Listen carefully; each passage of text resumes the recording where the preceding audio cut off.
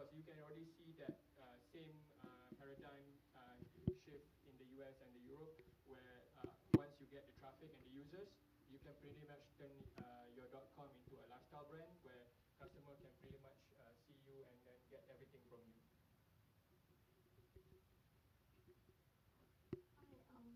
Just going through your achievements, I saw that you have received two investment offer.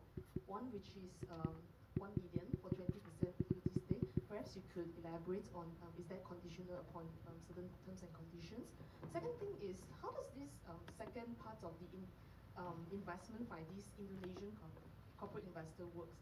Since it's conditional only to Indonesian expansion, but they're valuing your company at 30 million, right?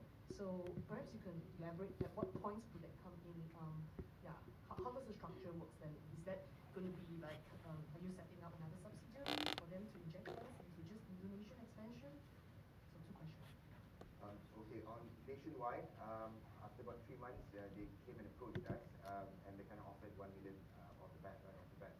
And of course, we wanted a natural partner, strategic partner, rather than just withdraw our cash. So we had a few negotiations with them, and then after that, we went through like a compatibility period. So we used their logistics services for our products, and it turned out that basically did not pan out. Basically, they could not, follow our modus operandi, our business requirements. So instead of offering cash, what we have countered them is that could we use their underutilized warehouses, which is all around Kuala Lumpur. That negotiation is still ongoing. And on the Indonesian offer, we went to RISE, I think, 2 months ago in Hong Kong. So they came and approached us. They basically we pitched to them, I think, twice, and then they liked the idea, and they believe that this could really grow in Indonesia. They offered us. We're still in the midst of responding, trying to, coming up with a proper corporate structure in terms of expanding to Indonesia. But to us, that would be expanding too fast, too soon. If we were to go to Indonesia right away, because we are still developing, our operating system and our logistical capacity, also to build that pasar community that we're envisioning. But about the corporate structure going to Indonesia, I think we're going to open up a subsidiary. At the moment, that is planned.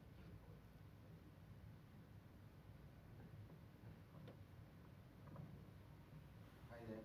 Yeah, my question is actually with regards to the competition in the industry. Right now, there's a couple of competitors, right?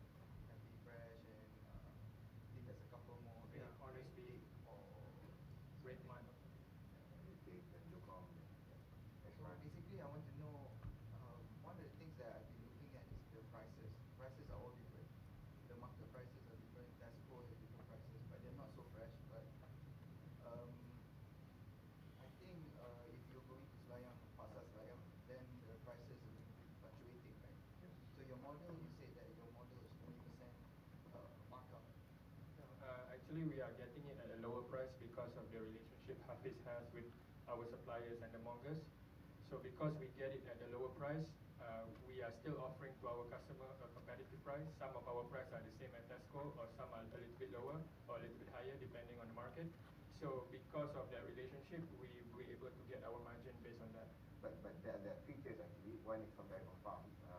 We have actually ran a campaign during Ramadan.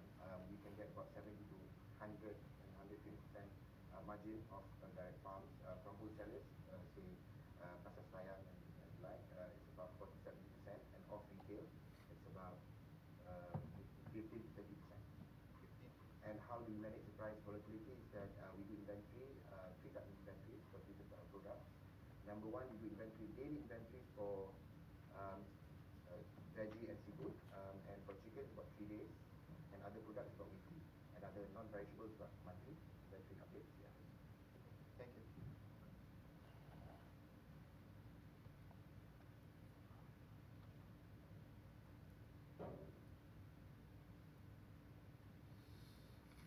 Hi. It says here that the gross revenue that you've achieved within the 6 months is 110,000. Yet that the actual for the year one is 8.4 million ringgit. Can you just tell us in terms of the time frame, is that within is the 8.4 within over the next 12 months, starting from this month, or how does that tabulate and how does that reconcile? And how do you plan to scale that quickly, given that there's still some do-overs of the website that's in the pipeline? I think we should talk about the transition first, just for the website, and then after that I can address. Yeah, regardless of whether we are working on the real software, the long-term run, the existing website will be more than sufficient to sustain the number of orders that we want to grow if we do get the funding. Because we are only projecting 100 to 150 orders per day at 4 Order Pasar. So the existing platform, although it's temporary, it will be able to sustain. It's just that the long-term application is going to be more robust and then will let us do a lot more of the smart or intelligent campaigns that we want to do.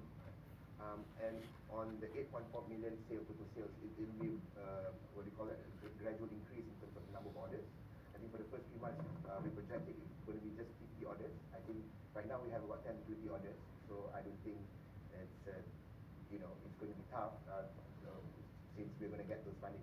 This is dependent or contingent on the funding that we're going to get, so that's why we are projecting that we'll get about 8.4 million.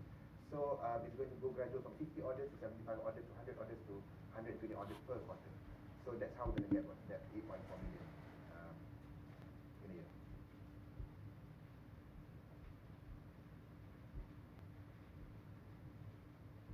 Hi guys, very good presentation. I'm Fauzul from Brave Ventures, Riverhead. Just one question. Forgive me if I haven't noticed, but I am not sure of what your biggest offering or your most significant strength is. Is it the same-day delivery, or is it ensuring quality of the groceries, or yeah?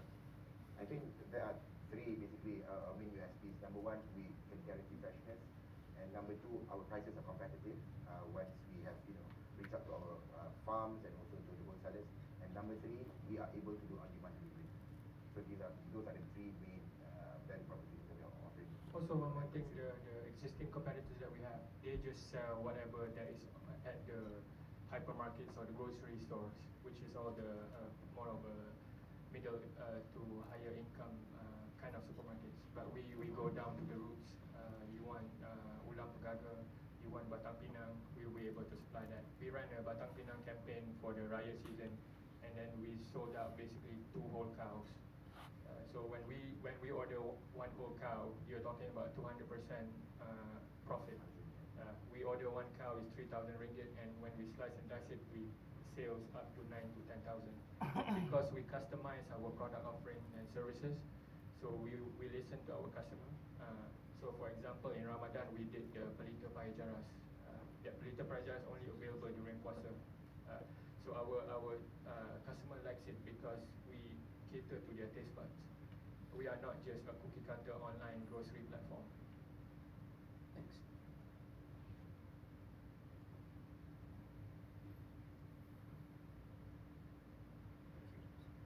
Maybe one of the other value propositions you can add is your intimate knowledge of the local food segments, which perhaps those high-end supermarkets can't. Like you mentioned Ulam Pegaga and all these. Regarding your promise to the consumer, what are the risk mitigants that you have in place to ensure that 1, you meet your delivery promise, 2, that you meet the quality freshness, and how can you make it so that the consumer understands the transparency involved? Okay, number 1, in terms of the quality of the product, we have a written SLA on our transaction where if the product comes to you and is not satisfactory, we offer 100% return. We also have the SLA with the producer and the grocer and the mongers that we deal with because of the relationship that we already have. So if the chicken comes to the customer, chicken is not fresh, we return back to the monger, and the monger understand that, hey, he didn't give a fresh chicken. So it works both ways, and yes, in this line of business, we do get returns, but because of the relationship we have with the mongers, it's not a problem for us to return back. And one of the main risks is actually price volatility, and I think that the choice is just now based on our pricing strategy, and also the way we do our inventories. Delivery timing, I think in terms of our logistical arrangements, we employ a hybrid model. We have our own permanent riders, that's our core riders, and at the same time we also have a crowdsourcing platform whereby we have about 20 to 30 riders, where if we have more than orders that we can cater to, so we just pass out jobs to them. So in the past 6 months, that's what we've been doing so far. So it's a hybrid model, so if the order fluctuates from high to low, if let's say 20, 30 orders come in, and then our standby riders will be there to fulfill, and when the order number is low, so we'll be able to cater to that. Okay, we have one last question before we move on to the next one. Hi, we are from Amateur Ventures. First question is, how many mongers do you get supplies from? And second is, how confident you are to break even when you can break even in the first year?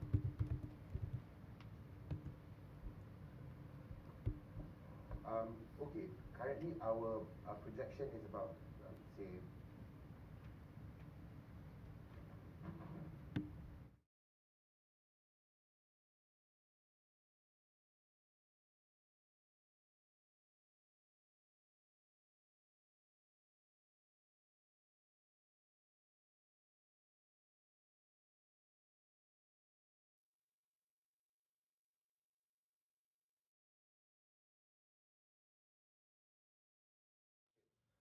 is Pasar Tech going to this pasar and that pasar.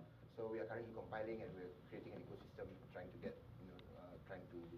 come up with the best arrangement on how to take these people in. And also regarding the break even, I mean, we are requesting that 1.2 million so that we can do a lot of the new software, invest in marketing and whatnot. With that being said, we can always scale down those spending to make sure that we stay positive throughout the year. It's not a problem. It's just that we want to get it done on the first year so that we can start second and third year onwards with a bang. Because our burn rate is actually, I can give you the actual numbers later. The burn rate is about 65,000 a month for 6 months. Then after that, we'll break even and we'll turn some profit after that, by the third quarter.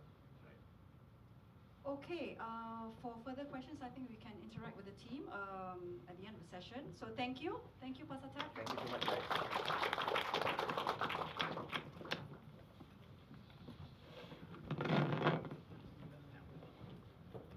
Yeah, thank you.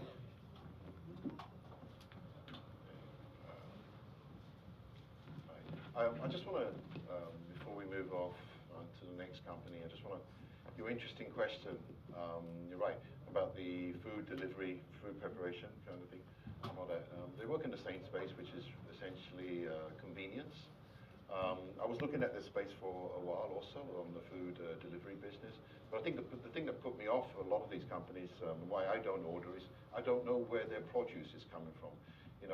Where the ingredients coming from, and I think the opportunity with Pasar Tech is that if they can develop food traceability, if you like, or transparency on the supply chain, that actually gives them an advantage, and they can actually partner with such companies and all that. So when you order, for example, you can specify local produce, or from a particular farm that goes into or for example organic and so forth. So they could actually partner with these kind of companies and all that. So I think there's a lot of opportunity to get involved in that space as well, all of that for them. I think that's a key differentiator for a lot of these companies. I'm not sure about the quality of the food and all that and how it's prepared. So the more transparency in that, I think the better. Okay. All right. For the next company I think for this one, sometimes it's. We've all heard the expression, the next big thing, and sometimes it becomes a cliche and it becomes an oversell. But I think in the case of this technology, it really is the next big thing. I don't want to take away too much of the thunder away from Mark's presentation on this, and essentially I'm talking about blockchain technology here. I don't know how many of you know about the blockchain, but anyway, rather than me talking about it or trying to, I'm still finding my way around this technology. But just to let you know, Ataplus as a company is probably the first company, am I right to say, Mark, we're the first company in Malaysia to actually make some kind of investment in blockchain technology. And we're coming up with some new products. One of them I will announce after the third company has presented. Anyway, so I thought rather than me talk about it, and also to ease the way for Mark's presentation, is that we'll have a short little video to explain blockchain technology. And this was done by World Economic Forum. Okay, so thank you.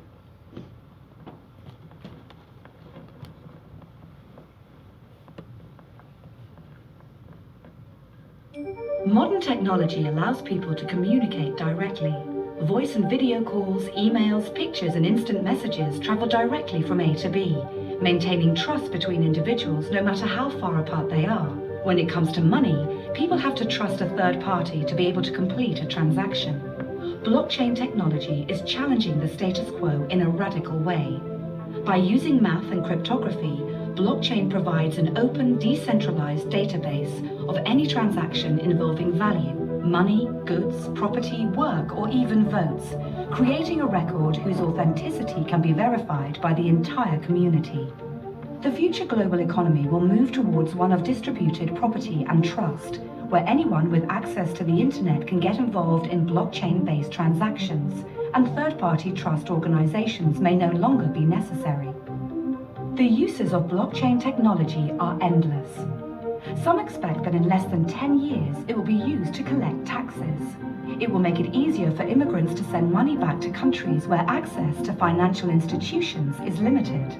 Financial fraud will be significantly reduced, as every transaction will be recorded on a public and distributed ledger, which will be accessible by anyone who has an internet connection. Think of it as wills and contracts that execute themselves, or dated proof of existence for ideas, much like a patent.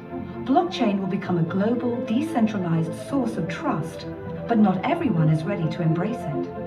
A huge proportion of trust services, from banking to notaries, will face challenges on price, volume, and in some cases, their very survival. Public authorities could find it more and more difficult to enforce traditional financial regulations due to the new possibilities offered by the Bitcoin network to bypass traditional financial intermediaries. Unimagined new networks will evolve to meet society's needs more cheaply and potentially more securely. Will governments, financial and legal institutions embrace blockchain? What will happen to the ones who don't?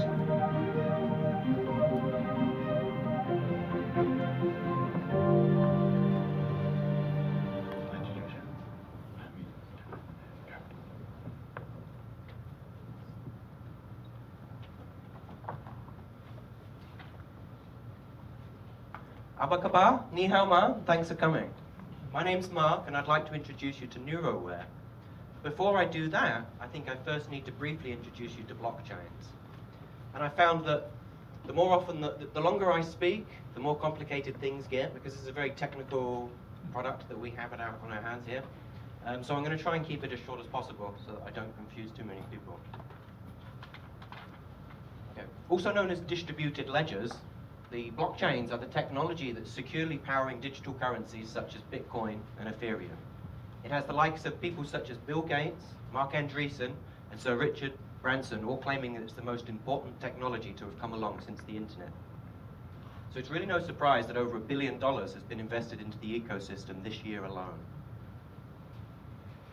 Although PwC clearly believe that blockchains are going to be disrupting the fintech ecosystem, in all honesty, it's the broader functionality of having immutable, tamper-proof data that can be easily shared and independently verified by third parties that's going to affect all kinds of industries, from e-commerce and IoT to healthcare and insurance.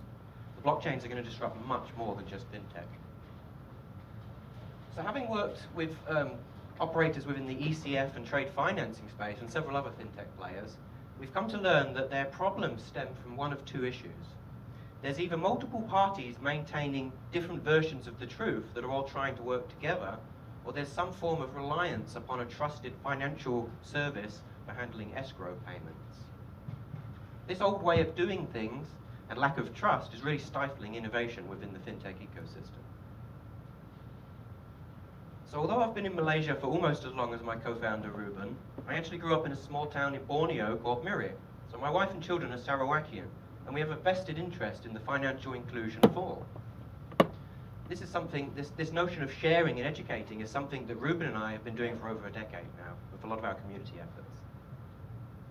And although I've been building on the blockchains for over 5 years now, it actually took international investment and a 6-month trip from Silicon Valley to Silicon Roundabout in order to launch our developer tools at TechCrunch Disrupt in London.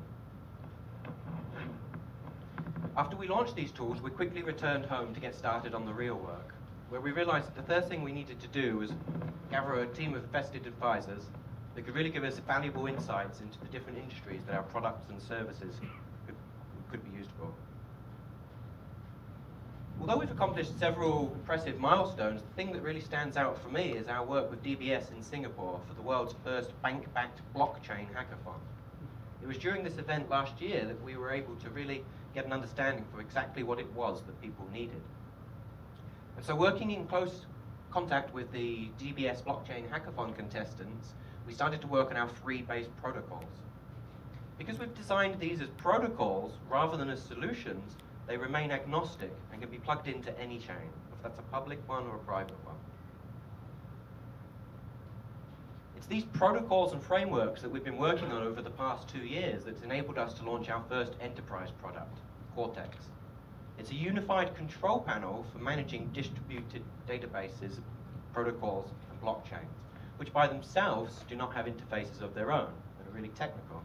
This allows anyone to really get their hands on and click around, drag and drop. So it's powered by the world's first blockchain database, which is just one of the many modules that you can plug into it.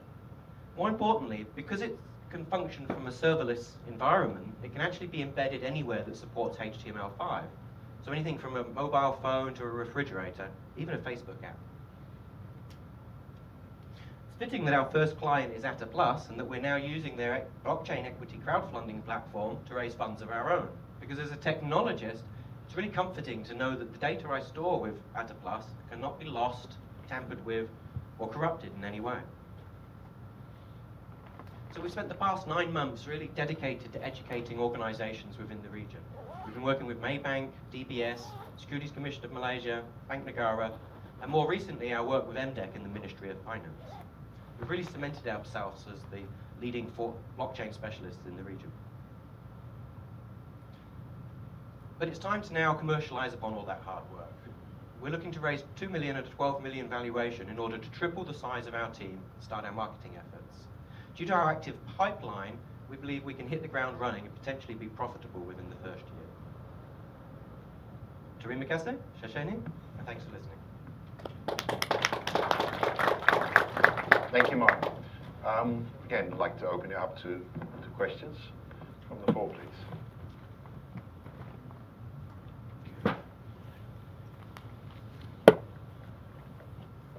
No?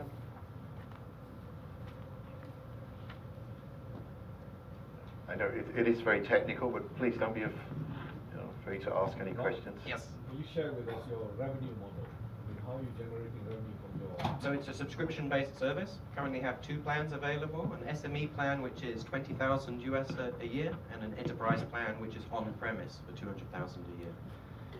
We're not really, we're not aiming to be solution providers, which is where it gets quite complicated for me to explain what we do. We're a technology vendor, so it's kind of like asking, what can you build on a Mac?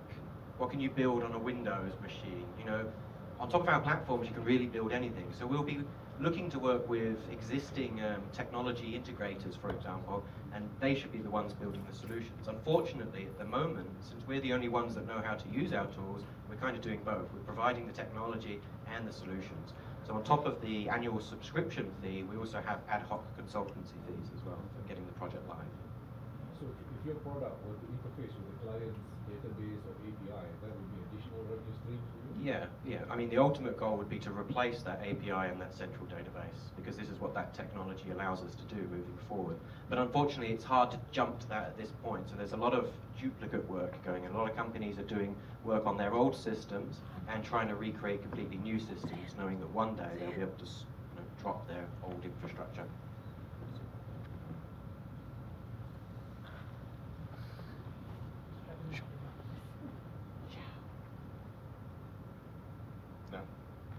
No. We've got. Sorry.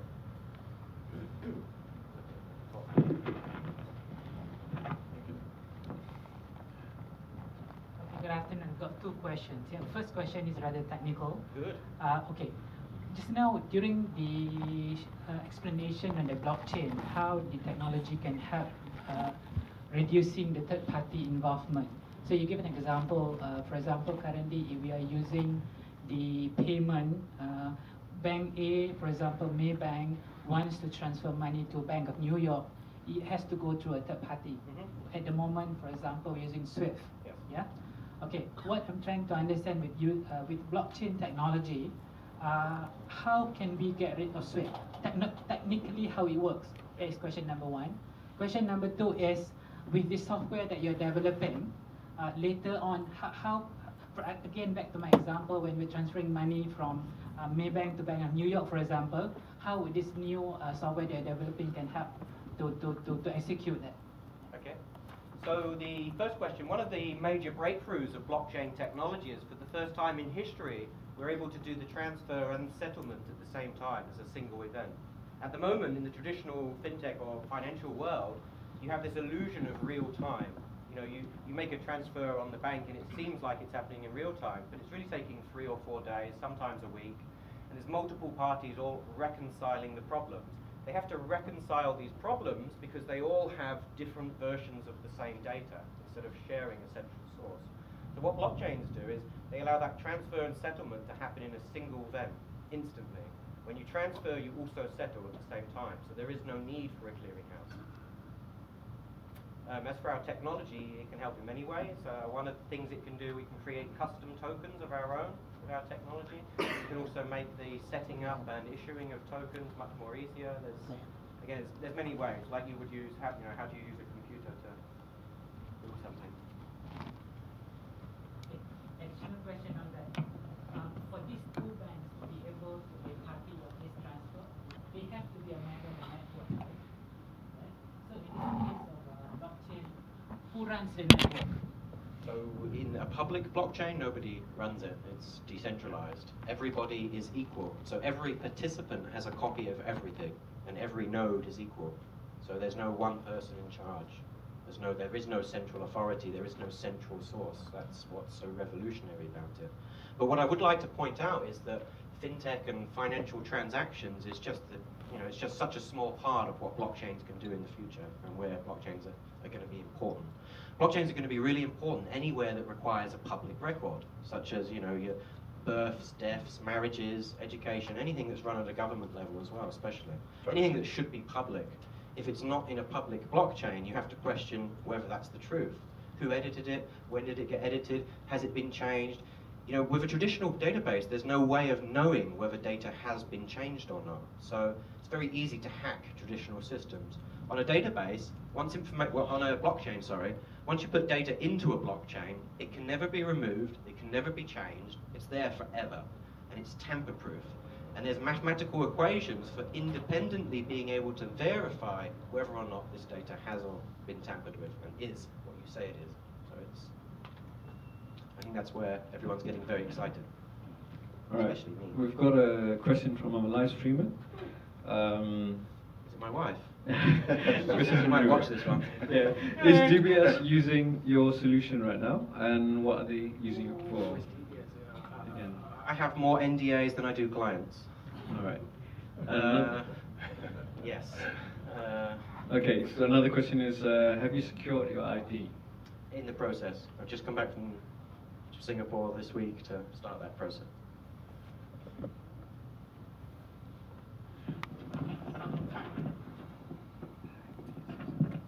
Can you explain what you did for AtaPlus?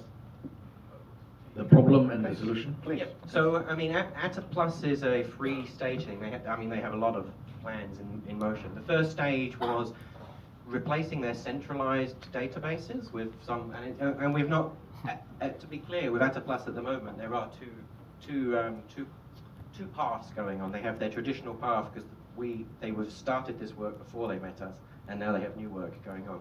But the idea is to remove their central databases and to provide a distributed form, again, of immutable data. The second stage is we're going into custom token creation, which I believe Kiri is actually going to talk about after the third pitch. You can elaborate on it. Yeah, so that please. Kiri will be, the Ataplus team are introducing a new sort of, it's called the Do Good Notes, which is a custom token, a kind of like a loyalty reward for investments in social good projects, social enterprise projects. I believe Scholar Fund will be the first to receive these. And investors in Scholar Fund Yes. will also receive these digital tokens. And the third stage is more towards autonomy through the use of smart contracts, because at the moment there's a lot of manual processes in play. In the future, when we're able to fully trust blockchains and get everything into smart contracts, that process should run for itself. I mean, the notion of equity crowdfunding is something that's really between individuals. Yeah, I mean, this one is more in terms of we want to extend and really get, if you like, inclusion, greater inclusion. So if you're talking about getting retail investors on board, and we talk, you're looking at 5 million Malaysian adults who don't invest, who are not in a position right now to invest in equity crowdfunding because the amounts are small and everything else. We have a limitation also in terms of shareholding structure, and you can have a maximum of 50 shareholders right now in any company. SC's suggestion for driving inclusion is setting up a special purpose vehicle and a nominee structure. But again, that's an analog system, and it's very expensive, very cumbersome. It's to keep records and everything else. We find it not really suitable to drive inclusion. It makes it complicated and also tracking. So we're working with Mark now on creating what we call a distributed automated enterprise, which will manage that, for example. So anybody can participate with as low as, if you like, 5 or 10 ringgit or 20 ringgit into an equity crowdfunding. So you're really driving greater inclusion into it. And this is something I'm actually now ongoing with SC in terms of discussing this, because obviously this touches on some certain regulatory issues, but I don't think it's something that can't be overcome. And we find it very exciting, and it reduces, if you like, the friction. It makes it P2P frictionless and reduces a lot of the intermediaries as well. Hi, two questions here. The first question being that you were referring to the technology being sort of like decentralized, nobody owns it and whatsoever, right? Correct me if I'm wrong. So my question is, how safe is it? I mean, like, what if someone hacks the system? We can never know. I mean, like, it sounds exciting, but at the same time, it sounds really scary as well. That's the first question. The second question is, this technology is also incumbent upon the community here embracing the technology itself. So, in terms of the trajectory-wise, I mean, like, how many people have actually embraced this technology in the first place? Because, I mean, like, you know, unless you have the support from the local community, the local businesses and all that, you can't really get the ground running economy. Thanks. So in regards to the first question, so the Bitcoin blockchain is the strongest computing network on the planet. There's never been a single hack or incident of any kind to the Bitcoin protocol. Anything that you may have heard of in the press is in regards to poor implementations of services that people are building on top of the Bitcoin blockchain. What's really interesting to remember about Bitcoin is it currently has a market capital value of about $9 billion. It's been there for 9 years. So this, Bitcoin is not new. It's been around for 9 years now, so it's a proven technology. In that time, we've had this $10 billion worth of money sitting in a known place. If you think about hacking in general, most hackers spend most of their time trying to find where it is they need to hack. They're trying to find the bank database, take the money out or whatever, the ATMs. With Bitcoin, you have $10 billion sitting openly in the public for nearly 10 years. Every single hacker on the planet has had an opportunity, has had 10 years worth of opportunities to try and steal money from this blockchain, and it's never happened. And because of that, it's quite clear now that's why you see 65 banks getting involved. They've had 9 years to prove this technology is safe. So it's confirmed as the safest form of data transactional technology you could potentially use, which is why I'm using it. In regards to the second question, it really doesn't matter in relation to people needing to use or know about it. Ideally, if blockchains had done its job, consumers shouldn't know. I mean, consumers don't know that they're now using MySQL or NoSQL. It should be a technology that's hidden from view. It really becomes an experience. The only time that becomes different is if we're talking about Bitcoin, the currency. So with blockchains, there's two very distinct paths. You have digital currencies that work on top of the blockchains, and that's one thing. And then you have the blockchains themselves, which is the underlying technology that's made Bitcoin possible. Two very different things.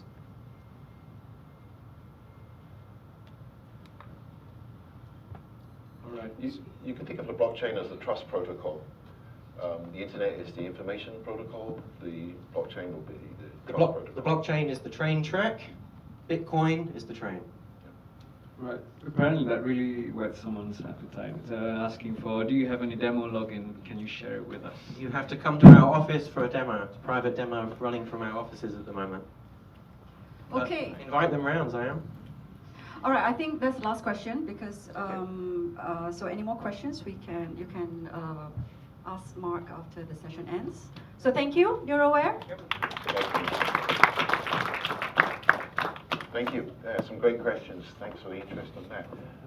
And you can see it's very exciting technology. Now the third company we have for you, and this is also as exciting. I think they have something special also insofar that as we move into, if you like, hyper competition, what's going to differentiate companies? And we believe it's not so much what you're doing. It's also what's equally or more important is how you do things. And what they have, which is quite rare, is measurable social impact. So without further ado, I'd like to introduce ScholarFund. Thank you.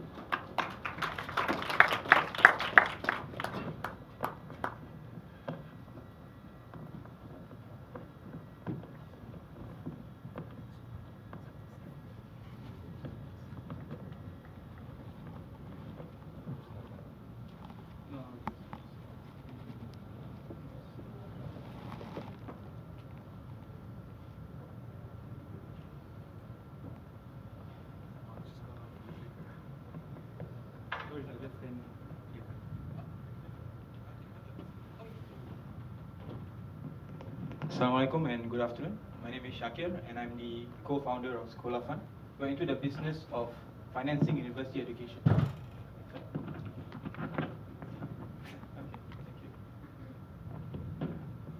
The problem that ScholarFund is tackling is a two-sided problem. On one side, we have millions of undergraduates from middle and lower income families who struggle to pay for their university education costs due to two main reasons. Reason number one, there's a lack of scholarships readily available. And we all know that not all scholarships go to students who are truly in need. Some are merit-based.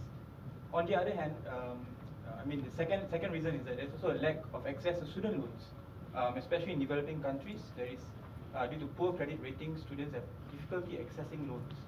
And let me share something interesting. Indonesia, one of the biggest countries in ASEAN, the biggest country in ASEAN, currently do not have a commercialized student loan program, and we see that as a big opportunity. On the other hand, we have a host of people and organizations with the money who are willing and able to provide funding for the higher educational pursuits of these less privileged undergraduates. However, after working with the sponsors, we realized they find it difficult to identify the students who are truly in need. And there is no direct and transparent way to provide funding to the students. With that, we acknowledge today that there is a huge gap between these two groups of people that needs to be bridged. And that is why we came up with ScholarFund. ScholarFund is a web platform that enables undergraduates to crowdsource their own scholarships from individuals, corporates, and philanthropies. We have launched two services on our platform. Number one is called Crowdfund a Scholarship. This is a successful campaign on our platform. Chian-Yi needed 10,000 ringgit to finish her final year, 2 semesters in university. She started a campaign detailing why she needs a scholarship. We verified her application and we launched a campaign. So in 30 days, she raised 12,394 ringgit from 285 sponsors, and this is a real example of a successful campaign. The second product that we launched is called Create Scholarship. So SME companies and individual philanthropies find it difficult to create their own foundation, hire people to start a scholarship. So we simplify the process. SME companies or individual philanthropists can go to our platform and create their own scholarship, detailing who they are looking for and how much they are giving, and students will apply. So this is also a real successful story on ScholarFund.com. Shazan Azura, a student in the US, she started a scholarship on our platform worth 15,000 ringgit. We have almost like 100 students who applied for this, and she gave out 3 scholarships on our platform.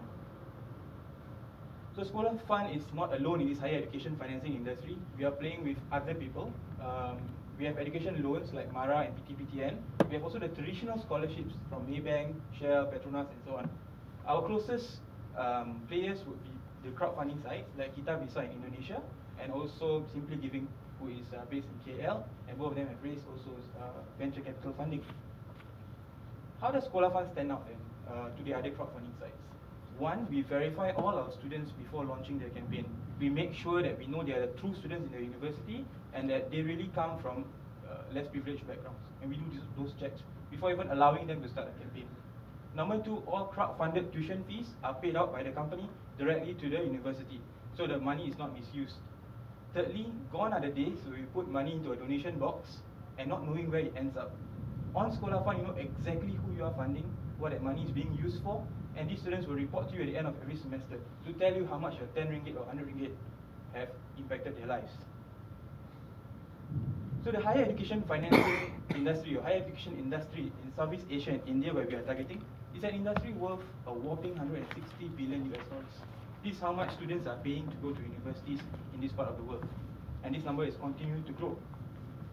Currently, how we make money is we charge a 5% processing fee for every sponsorship or scholarship created on our platform, and we will add on more revenue streams as we go on. The team currently consists of 4 people, a very good balance of business and technical guys. We were one of the 10 startups in Startup Bootcamp FinTech, who was also our pre-seed investor, slightly more than a year ago. Yep, we have experience working for venture-backed startups in Singapore, and currently we are working on ScholarFund. So in the last 1 year of launching ScholarFund in Malaysia itself, more than 300,000 ringgit has been pledged. These are by individuals, companies, and so on. And more than 5,000 sponsors have signed up on our platform. You may ask, how are we reaching out to sponsors or students? We are very lucky to have the support of celebrities who believe in our cause. So Datuk Fazli Yaakob and also Imran Ajmain, 2 artists in Malaysia, back us up and put us out there using their social media influence. And Twitter is our biggest contributor of traffic to ScholarFund.com. We are also developing a corporate partnership with Maybank, which will see Maybank's customers become sponsors on our platform. As for students, how are we getting students to our platform? We are partnering up with universities so that they can channel students who are in need of funding to ScholarFund.com. We don't want to just be a crowdfunding platform. We want to be bigger than that. We've launched crowdfunding, we've launched Create Scholarship. In the future, post-Series A, what we plan to do is to go into e-wallets for students to better manage scholarship money. And we want to also go into peer-to-peer lending for higher education. So it's a natural path from crowdfunding into education loans. And we also want to open up our brand of crowdfunding to include anything else that is in the space of education. So let's say university wants to be a walkway, teachers, students want to go overseas, they can also do that on our platform. And that is going to come in the future. So for today, we are raising 300,000 ringgit, which will last us the next year. And a bulk of the money is going into product development. We're going to localize the websites to launch also in Indonesia, Singapore, and also Brunei, where we see that ScholarFund will have initial traction. Also, the other money will be spent on customer acquisition and also operational expenditures. The vision for ScholarFund is big. We want to be the biggest higher education financing platform in Southeast Asia. With that, I would like to invite all of you here to join ScholarFund in this journey of enabling higher education for the less privileged. Thank you. Thank you. Great. And again, I'd like to open it up for any questions, please.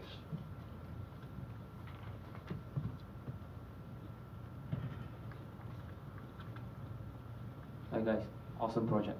Thank you. I'd like to know what is the age range of your main target market segment? So currently we are focused on students doing bachelor's degrees, students who have already enrolled. Our requirement is students have already enrolled, receive an offer letter or a matriculation card. If you don't have either one of these, you will not be allowed to be on our platform. People have asked us to expand the age range to go to the earlier education levels. But for us right now, we want students who are able to create and manage their own campaign. Because the traffic that is coming to our platform, most of it is from the promotions of the students to their friends and families. So as we tackle this market, and we master this space, maybe then we can look to expand this age range. We also tried experimenting with postgraduate students, but it didn't really work out. The appetite for Malaysian or Southeast Asian philanthropists is that they want to give you the first step into the workforce, which is the bachelor's degree. And if you want to do masters or PhD, you go and work, and then you go and collect your own money, and then you go to your postgrad studies. So that is what we have learned from doing this for the last 1 year, and we don't want to go against the tide for now. Yeah.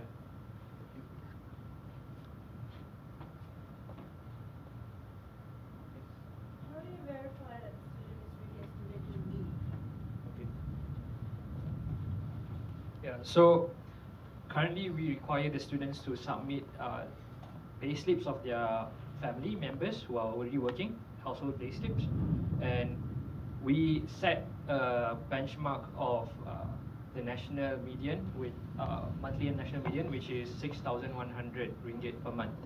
Yeah, so if the student fall in this category, we allow them to immediately start their own their crowdfunding campaign.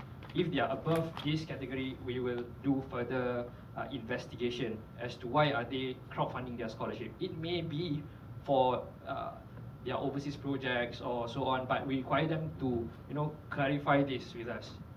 Why do they need crowdfunding? So we ask for certified true copies of their parents' payslips, and also in the agreement that they have with us, they need to declare all other sources of income. If not, we may take legal action towards them, or we can ask them to return back the money if they don't want to choose that path.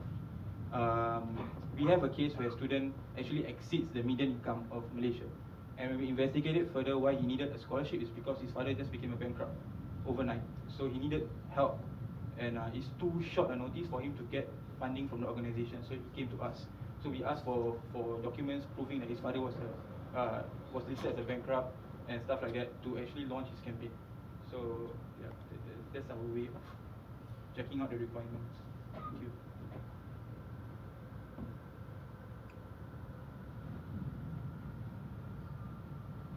Any more?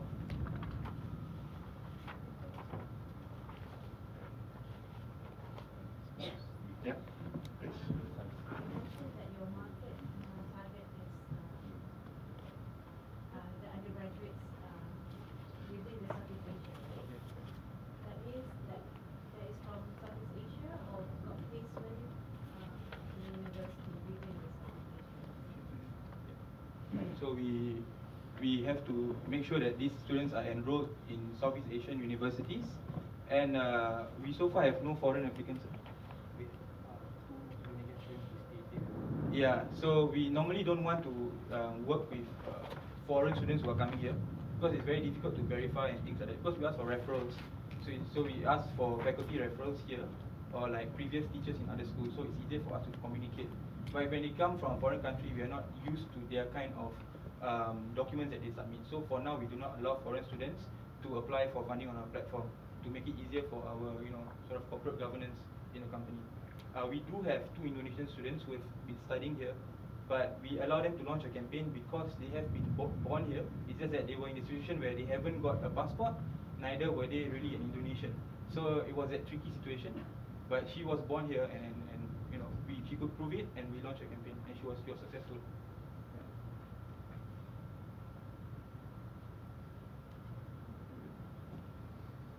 Any more? No? Ah. Hi, I'm just curious as to maybe 2 questions. First question is when you crowdfund, I suppose that those who sponsored the students, they don't get their money back. And question 2 is you do not actually restrict in terms of what courses the student apply for, in terms of whether do they have a higher possibility of obtaining a proper career in the future? Yeah. I'll answer the first one. Okay, the first question was about we don't limit the students, right? Yeah, we do not limit the students as to where they study, because at the end of the day, it's not us who's giving the money, it's the community. So we have students ranging from design courses to mathematics to engineering. So what we realized from the appetite of sponsors in Malaysia or philanthropists is that they see funding a student not what they become eventually, but the fact that they believe that all students should be given a chance to at least go to university when they are accepted. So that's how the sponsors see it. And there's nothing in return for them, yes. We started off thinking that we will be a peer-to-peer education loan platform, but the regulations are a bit messy. At this point of time, we don't want to build a system that will later on be said to be illegal. So we do it just as a sponsorship, one-off sponsorships. Donation-based. Donation-based. Yeah, correct. donation-based crowdfunding. Correct. Yeah. What we are doing right now is part of the developments with Maybank is that we're trying to partner up with Maybank Foundation, so that all the money will go through them, and then they can issue tax deductibility receipts to all our sponsors. Yeah. I think we are not ready yet to go to peer-to-peer lending, but I think the time will come. Yeah. So, Kiri opened a session today saying that there were 6 equity crowdfunding companies on the license. Yeah. How will your business fall into this space? I mean, who's the regulator? Who's monitoring your management of public money? Yeah. What licenses do you have? Yeah, it's a very interesting question. So when we started off, we asked that question to ourselves and also to the regulators. So we are very lucky to be put in touch directly to people from BNM and also to the Monetary Authority of Singapore. So they see this as a small but growing industry. So what they have come up with is the sandbox. So what they allow us to do is just do whatever you want to do. Just don't commit any crime. When the market grows enough to the extent that you are a major player or the amount is substantial, there are many players, we will come down to you and we discuss how we can regulate this space. So right now we're just playing it safe. Just go. They tell us to go, we go. Yeah, let's do that. Sorry, one more thing, Jamal. I just want to add on to that. Now, this is donation-based crowdfunding. Donation-based crowdfunding is not regulated. Donation-based, reward-based crowdfunding, it doesn't fall within Bank Negara's and Securities Commission jurisdiction, mainly because they're not soliciting investments. This is actually more philanthropic, more donation-based, so there's nothing in return in that sense, yeah? And I guess the only governance, I guess is required here is that where's the money, where does the money go? You know, if, I think they have to be careful in the sense of deposit taking. So deposit taking, they need to be sensitive about it. So in this case, I think the money goes straight to the universities, yeah? If I'm raising $10,000 for myself to go to university, I pay you 5% fee.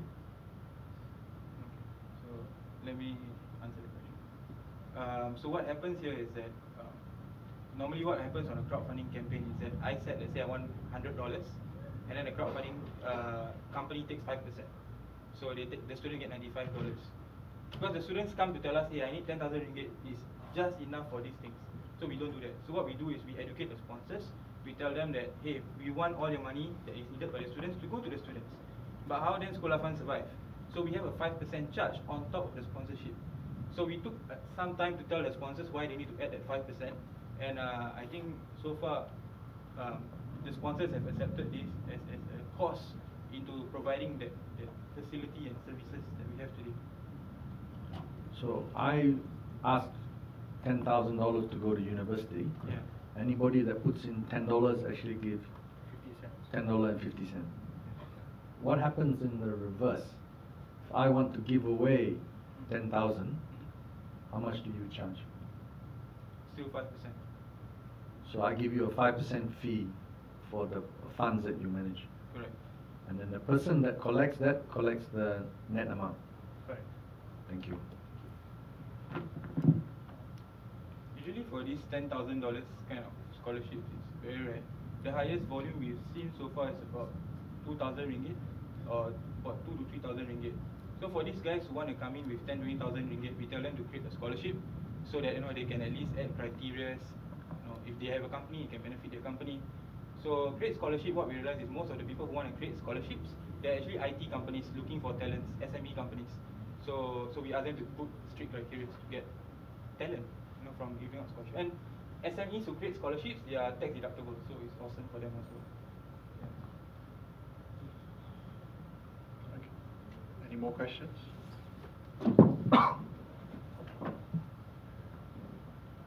No. Okay. Thank you very much. Thank you very much.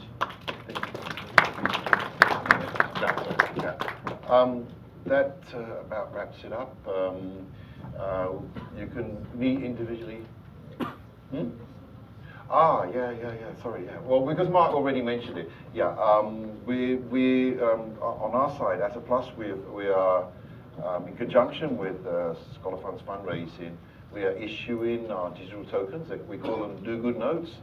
And based on the amount that you've invested, we will allocate some these digital tokens for you. And what you can do is you can use them for in the space of with other social enterprises and other partners that we will be included into the ecosystem. As obviously as we grow this ecosystem and get more people involved, we're looking at partners such as MDEC, such as Magic, and everything else, so they can redeem it. They will actually give you some exchange in terms of services. We're also talking to a telco as well, and so forth. Though the idea is to incentivize you and to also for these Do Good Notes to circulate amongst the community of social enterprises, so they can also use it to purchase things and so forth. So it's almost like our own digital currency. If anybody wants to ask me about the regulatory or legal aspect of this, we've already engaged with Bank Negara on this, and so we're okay. So far, okay. Okay. But it's the first of its type in Malaysia, so we're quite excited by it because I think for social enterprises, social impact projects, we need to incentivize investments a little bit more on that. Okay. So that's about it. Thank you for coming. We hope that this will not. Oh, yes. I'm dreadfully sorry. Yes, we got one more. Sorry, before we sign off, and that's the presentation by MBAN. Thank you. My apologies.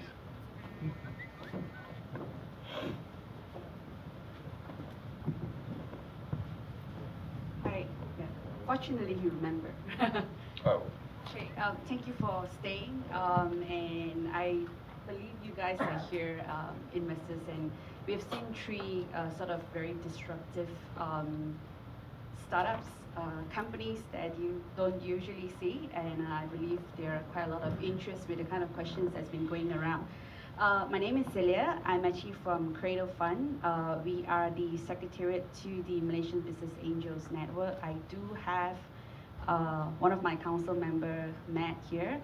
Okay, so basically the Malaysian Business Angels Network, we are the national network for angel investors in Malaysia. We have to date about 140 angels that are already accredited by us. Basically what we mean by that is that we are actually managing in terms of private investment for a lot of you guys here who may later on after this put in money into these three companies that have actually presented. So the government has actually come up with a program which is called the Angel Tax Incentive, whereby for every dollar that you put into any of these startup companies, where they are less than 3 years old, they have less than 5 million in accumulated revenue. The amount that you put in up to $500,000 is deductible from your taxable income. The only take is that you got to stick with them for 2 years. Whether you like it or not, once you marry them, you stick with them for that 2 years. In that third year, if you decide that you want an exit, there are buyers, they go in IPO, which is a very good thing, then you realize your money, and on top of that, you sort of de-risk by actually getting the tax incentive. So how do you get the tax incentive? The requirement is that you can come in alone as an individual for as long as you have 180,000 in income a year, or you can come in with your partner, total income about 250,000 a year, or you come to us and tell me, hey, I'm a millionaire, I'm worth 3 million ringgit and above. So, and you have to be a taxpayer in Malaysia. So once you fulfill that requirement, I do have an angel in this room that I have not seen for a while. And basically, so once you get accredited and the company that you put your money in, say any of these 3 companies, if they then later on are certified by us that they are not a fly-by-night company, which we can confirm that because they are with Ataplus, then the investment money that goes in there, we will do a check to make sure that you have actually given them the money, then they are a legitimate company that received the money, you meet those requirements, then we will submit this to the Ministry of Finance for an approval. So you get your tax incentive from there. It's a very simple process. It's not too expensive to sign up. We're not asking for 300,000 to get a 2 years membership. You just got to pay 800 ringgit. But if you come in with a group of say 5 of you, or you are an existing member of a club, you can come in at a 50% discount price. So you pay 400 ringgit for 2 years membership. So what do you get from the membership besides the tax incentive? Is the fact that we know angel investment is not something very new. A lot of you may have put in money into your son's company, your daughter's company, and all. What we are trying to do is to educate private investors who are new into this space. How do you sort of manage your portfolio? You don't want to put all your money into potentially just one company. You may want to sort of manage your risk by putting into potentially 10 companies, and Ataplus has got 3 today. That's already 3. They may come up with 7 the next round, and then you're going to sort of manage your risk that way. So one of the things that we do in MBAN is that we provide education on angel investment. We tell you like, okay, if you want to go into a startup company, due diligence, do you go through a 6 months process with them? They may have ran away. It could be a Grab today, and you didn't invest because you took 6 months to do a due diligence, and they are now like $1 billion company. So we educate in terms of what a process that you have to go through to invest in startup. How should you be managing your post-investment monitoring? What do you require from the startup? And then besides education, we do what Ataplus is doing currently. We also bring in deal flows. So every month at the last Friday of the month, from 3 to 6, this is a fixed time. We basically bring close to about 6 companies to showcase to investors. Very disruptive companies as well. I see we do have one who has presented before in the room. And yeah, so deal flow is one, education is another, and of course the tax incentive. Yeah. So if you guys are interested, I'll be staying around. I have my colleague over here as well. And or you can visit the Credo website or the MBAN website for more information. Thank you. Thank you. Do you want to say anything before we... Yeah. I just want to say this, that I'm very pleased to inform the audience that this morning we had 2 of the companies who pitched today got crowdfunded. We had a confirmed investment in 2 of the companies. So congratulations to them. These companies will be listed on our platform live next week. So if you want to defer your investments, hopefully till next week, please do go through our site, register with our site. I hope you're registered already, signed up with us. But if you have your checks, you can write yes, it now. Yes, you can write your checks now, and Elaine will be happy to collect them as you pass. The other thing is we hope to have some, obviously we'll have some more pitching pits, as we call them, if in the event that we have a few companies that want to be listed at the same time and all that. But on an individual basis, obviously it might not make much sense. But we hope you enjoyed it. We've enjoyed having you, and thank you again for your time and coming here. Really appreciate it. And we hope you, like I say, we hope you're excited by the companies as much as we are. Okay? Okay. One more administrative matter. Those of you who needs a chart for your parking ticket, the content center is just across the garden, so you can get your parking stamp. It's 10 ringgit flat. Okay. And also there is a card in the folder, so if you need to know more information, you want to engage further with the companies, you can just leave your indication there on the card and just leave it at the registration, or you can talk to them during the networking session. We've got coffee, tea, and there's still food outside. All right, thank you so much. Thank you.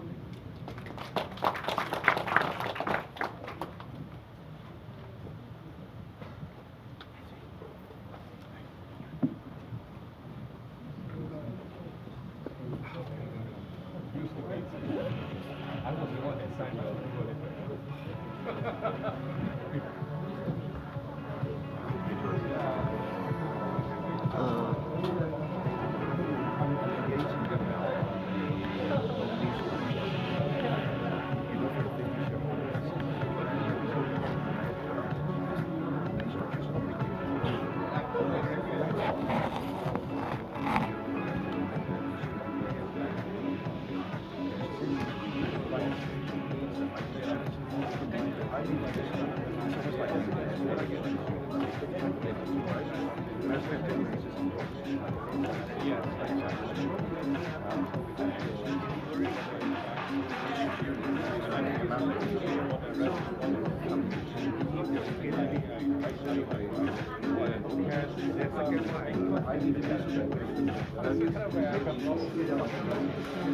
Ryan. Amim. Wants to understand it. 5,000, 10,000, 100,000. All the games about driving.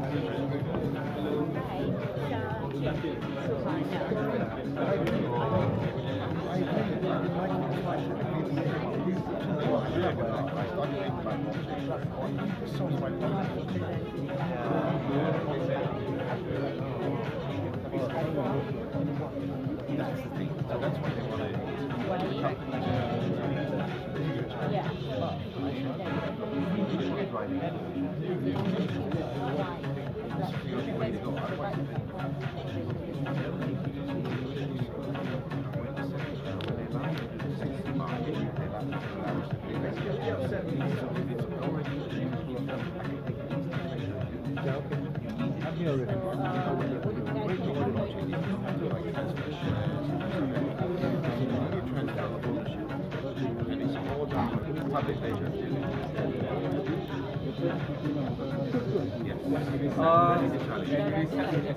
I'll answer it through here. You can answer it there?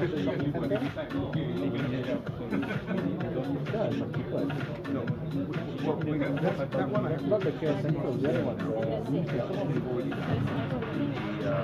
Tokens that I mentioned the banking Bye-bye. Yes.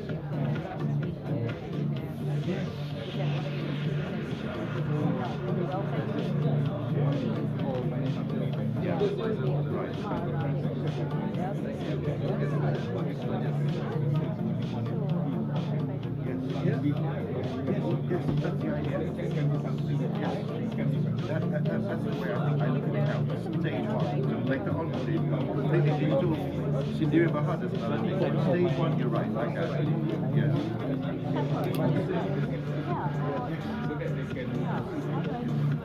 Yes, yes. I know what you're you're right. You're right. I agree. Oh, I do.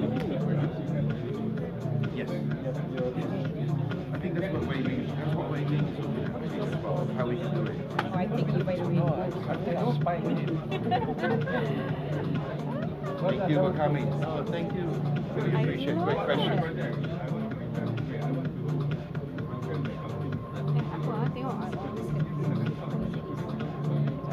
I have all the solutions.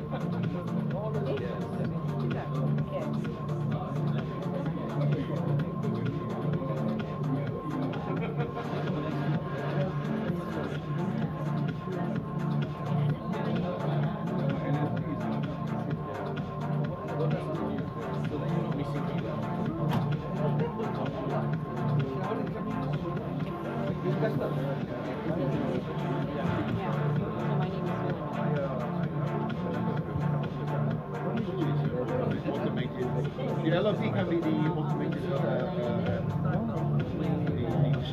automated enterprise. Yes. So it could be the backend could be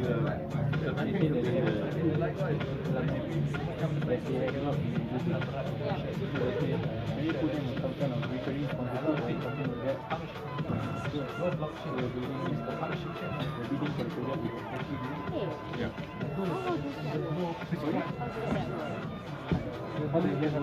Yeah, I mean the one with the animation. Well, what IEM has in mind is that they have a endowment fund. Okay. Second, they say I have a huge alumni who love the school. Just that how do I connect them to that endowment fund?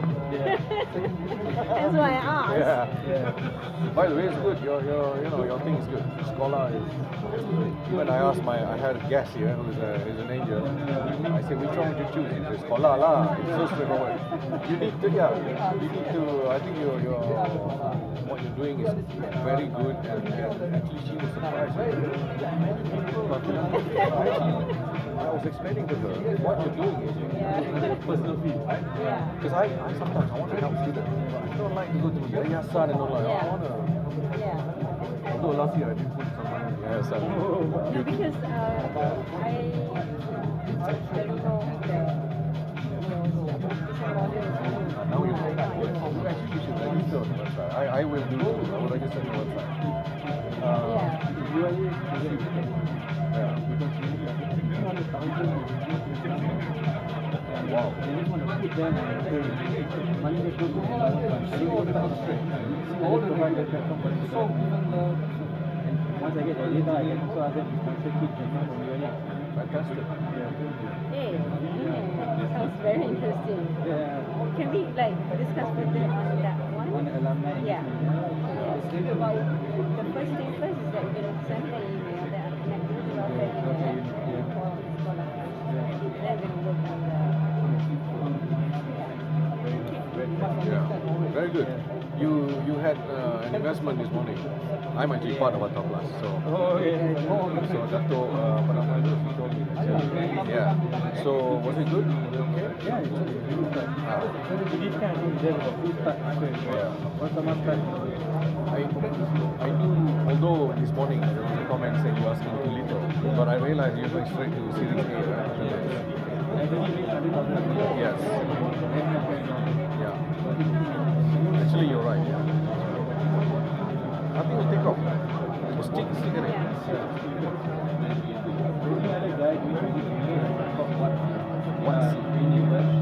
So like Tencent, Alipay, all these guys so they do for healthcare, but not for education. So I'm trying to be so same issue, same problem. How do you keep engaging so we set up a universal fund. So every month people just contribute 100%. And then you can see the patient who's working in it. We partner with hospital and partner with you. Even not in China, on WeChat, people can just people thought that. Yes. No, I know WeChat can do transactions now. I was surprised. You can send money to WeChat. Here we're still in WhatsApp and Telegram. Not yet quite advanced yet, but it's coming. Very advanced.